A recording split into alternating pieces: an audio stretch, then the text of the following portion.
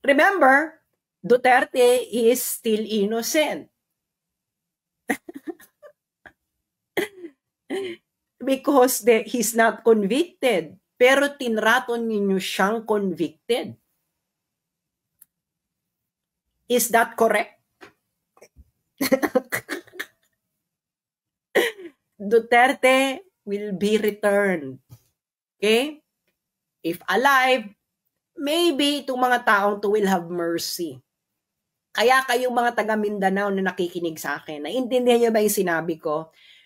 Ginago ang kauna-unahang presidente ng Mindanao. Malinaw ang pagkakadiscuss ko dito.